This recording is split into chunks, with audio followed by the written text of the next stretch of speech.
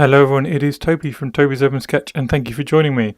This is a video all about sketching watercolour people and essentially how much you can get across with very little detail and just having a bit of fun and just showing how loose watercolour figures can really be and how easy they can be to paint. So thank you very much for joining me. Today we are going to be sketching those little people, and I'm just using a simple sort of pointed quill brush and just a range of colours, and I'll tell you as I use them which colours I'm aiming for. So this first person, I'm using a little bit of carmine and a little bit of phthalo blue, and all I'm doing is grabbing the big shapes of a person. I'm not using any particular reference here, but just getting the basic flavour of a person, if you like, and letting those colours wash and mingle in between each other. We haven't go at a different person, and we can build it up in different ways. I like to start, when I'm doing watercolour figures like this, I normally like to start with the head. Sometimes we can keep the head separate from the rest of the body. Sometimes we can join it up, like on the first one. But varying those colours, popping little different colours. So I've moved here from a phthalo blue into a quinacridone gold, and just letting those colours mingle can be really fun.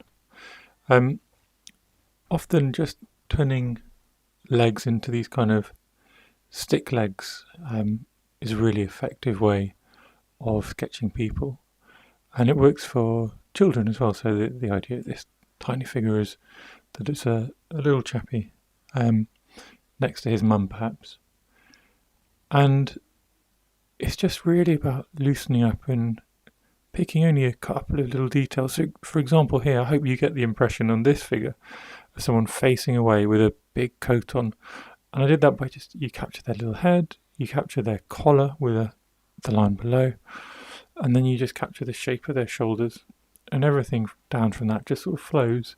It's like a carrot figure, but with a tiny little bit more detail. Decided, of course, here to give this person a umbrella as well. And really, watercolour figures can be that simple. If you want to sketch an arm, you can just do it like here. You can do it in front of the body, so just leave a gap in the body. You don't need to be really neat or clever about it. And you can change colours for the legs, for the arms, to suggest different colours of trousers and things.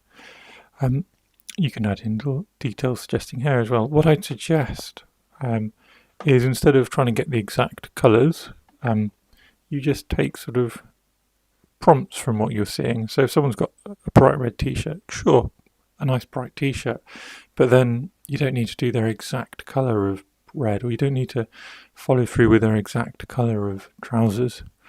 The other thing that you can do is just choose colours which mesh or even contrast really well with the image in front of you. So that's the kind of thing I've been doing here, as well as choosing these bright colours.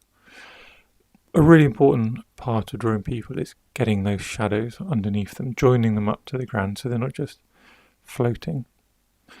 And as much as one layer of colour can be very effective, often just coming back in with some darker, higher value, different tones of colour, just to add a couple of details, like adding that umbrella, adding a waistband or similar, can be a really nice extra touch.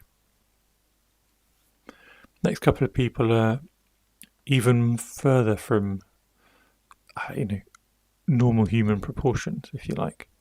Much longer legs, funny long arms, but they're quite effective, I think, at least. And in the context of a whole drawing, of a stylistic drawing of a lovely watercolour sketch, actually popping in these sort of ghosted, slightly odd figures, but with very recognisable as human or humanoid, I think is plenty enough.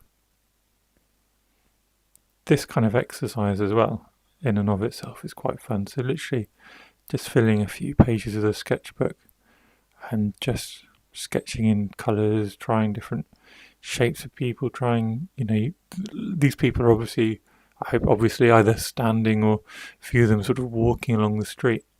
But you could do other poses. You could have people sat down, you could have people walking their dog. and have a little sketch of their dog. And dogs, animals, very similar ideas as well. All I'm doing is just playing with different colours, seeing how my colours work, seeing how slightly different shapes of people work.